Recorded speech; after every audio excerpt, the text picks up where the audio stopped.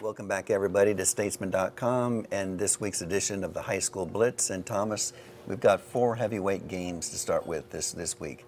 Let's start from the top. Anderson, Bowie. What do you like? Yeah, pivotal game in District 14 6A. Anderson is 2-0 in district after starting 1-4 in non-district. But their old nemesis, Bowie. Bowie has a 10-2 record against Anderson since Anderson moved up to the state's largest classification.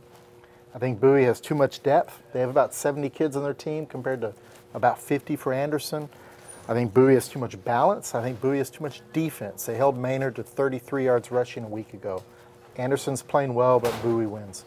You mentioned defense, Bowie this year. If you take out the game that they lost to Westlake, 35-21, that was probably their worst game of the year, even though it was respectable considering Westlake's pedigree. Yeah. They've only given up 15 points a game.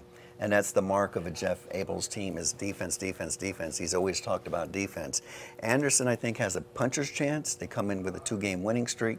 Trey Lundquist, 192 yards passing, averaging per game this year. He's thrown 9 touchdowns. The great nephew of the great Vern Lundquist from CBS. Got to throw that in there. Sure. So we both like Bowie. Austin High, LBJ. Very interesting game. If LBJ wins this, they'll all but secure the District 25 5A championship. Austin High averages 37 points a game. They've scored at least 40 points in all 5 district games this year. But LBJ has allowed 16 total points in the last 4 games, so something has to give. I like LBJ's defensive line to control the game. I think playmakers like Deion Collins and Brian Batts will get a lot of yards on the ground for LBJ.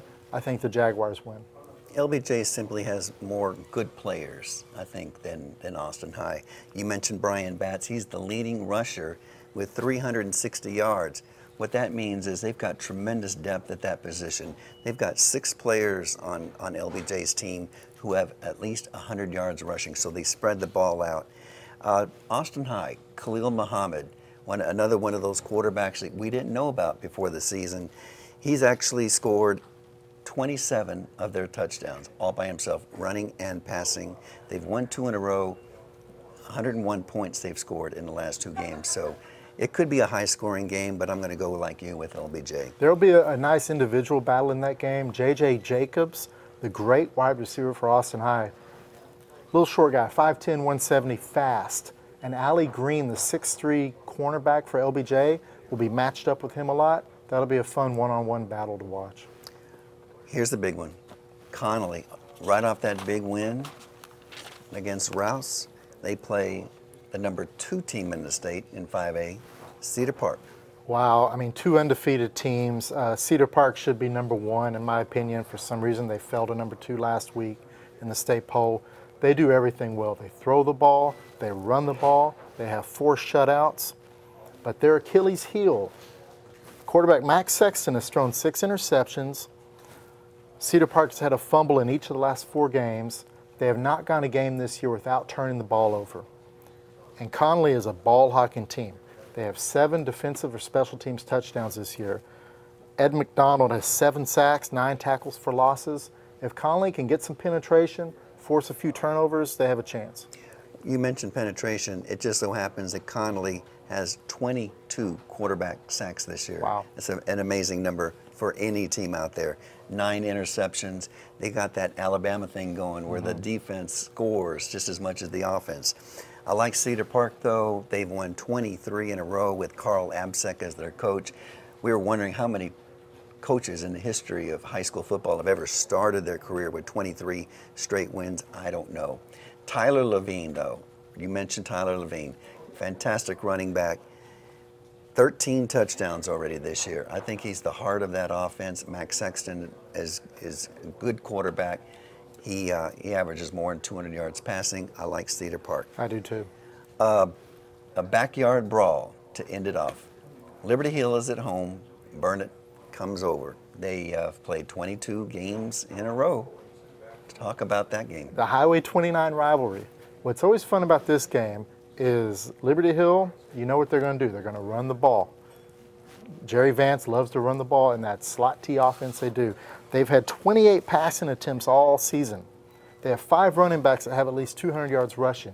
They will run the ball. Now, Burnett and quarterback Kobe Edwards, he may get 28 pass attempts in one half. Very different styles of offense. I think Liberty Hill plays better defense. I think that'll be the difference in the game. I think Liberty Hill wins, and this is a big win in a tough district that includes 2 state-ranked teams in China Spring, Waco, La Vega. You mentioned Liberty Hill, obviously. Garrett Wright, 3 touchdowns all by himself last week. And they come in with a little bit of a roll. Jerry Vance has won this particular game 3 years in a row. But Burnett, in the last 22 years, Burnett has the edge, 12-10. Kobe Edwards, another one of those quarterbacks that doesn't get a lot of publicity, 17 touchdowns, only 3 interceptions. I like Liberty Hill in a close one, but this is one of those games where both fan bases get to the stadium an hour early and they try and outdo each other with the noise. But I think as far as noise on the field, I like Liberty Hill. I think they're going to win by a safety. I like it. And if you're going to that game, get there early. It will be Get packed. there early. Well, that concludes our latest edition of the High School Blitz. Thanks again, Thomas Jones.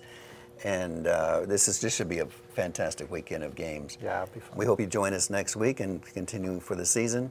But until then, I hope your favorite team wins.